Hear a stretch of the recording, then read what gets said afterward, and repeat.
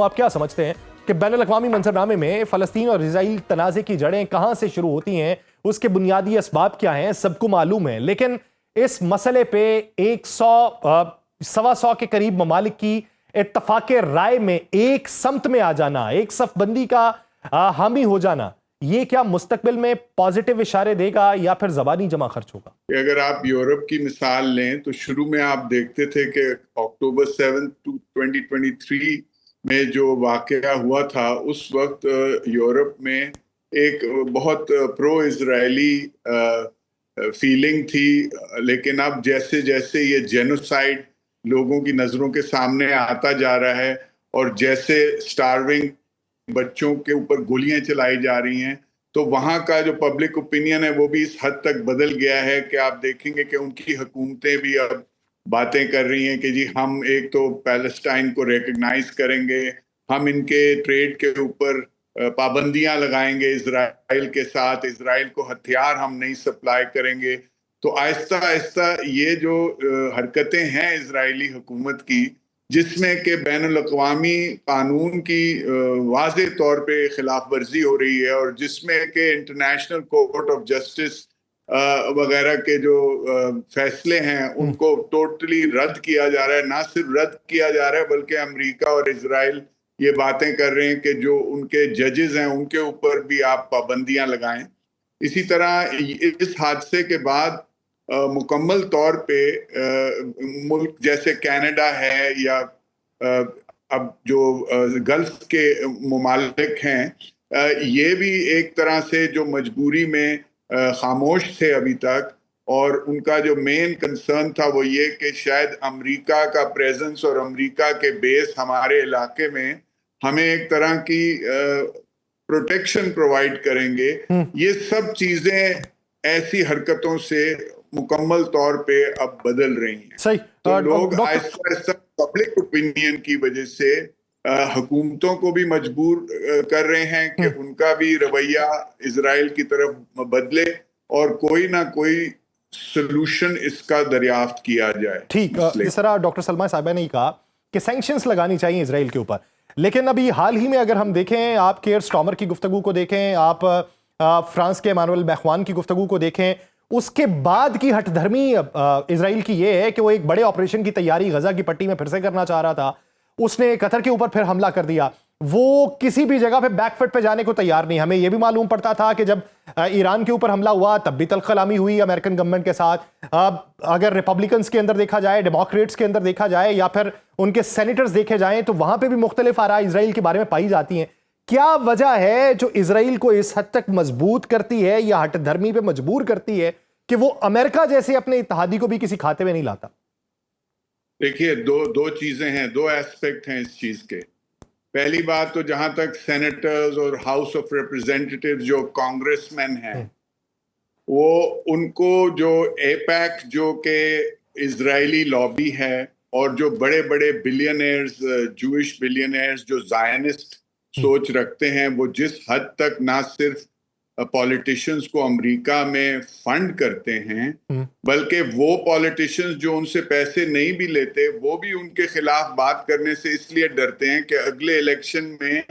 یہ لابی جو ہے یہ دبا کے پیسے ان کے مخالفین کو لگا کے ان کو ہرائے گی۔ تو جہاں تک کانگریس کا تعلق ہے، وہ بہت حد تک اس ٹائپ کے معاملات میں خاموشی اختیار کرتے ہیں یا سوالات کو اوائڈ کرنے کی کوشش کرتے ہیں۔ لیکن اس کے ساتھ ساتھ یہ یاد رکھیے، یہ بات بھی آپ ذہن میں رکھیں کہ امریکہ کی پالیسی جو ہے اس مڈل ایسٹ کے اندر، اس میں ان کو ایک بڑا کنوینینٹ ایلائی مل گیا ہے اسرائیل، جو این مڈل ایسٹ میں بیچ میں بیٹھا ہوا ہے۔ اب آپ یہ سوچئے کہ اگر آپ کو ایک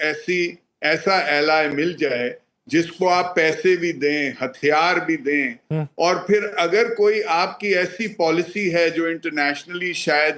ان پاپولر ہو یا لوگوں کو شاک کرے، تو پھر آپ ایسی پراکسی کے تھرو اس قسم کی حرکتیں آپ کروا سکتے ہیں۔ اس کے پیچھے ریزنز یہ بھی ہو سکتے ہیں کہ جب ایک ملک کی ایک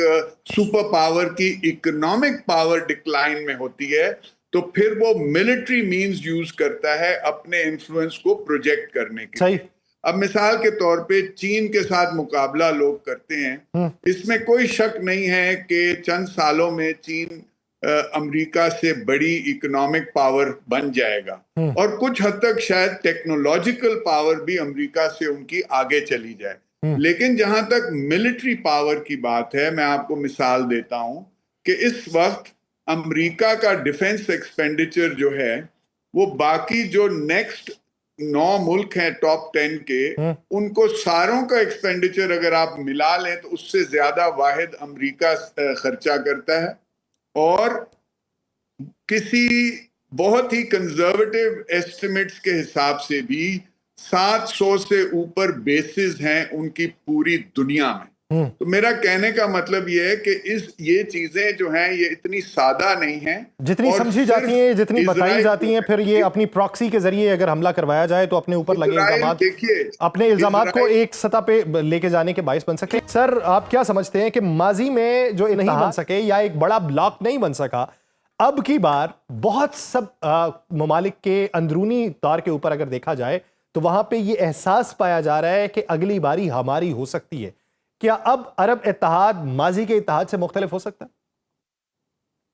جی بالکل ہو سکتا ہے. دیکھیے اس کی بیک گراؤنڈ یہ ہے کہ خاص طور سے جو جی سی سی ممالک ہیں ان کی معیشت بہت حد تک ایک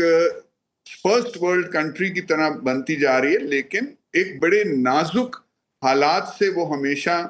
دوچار رہتے ہیں. کیوں؟ جہاں تک ان کی اکنامک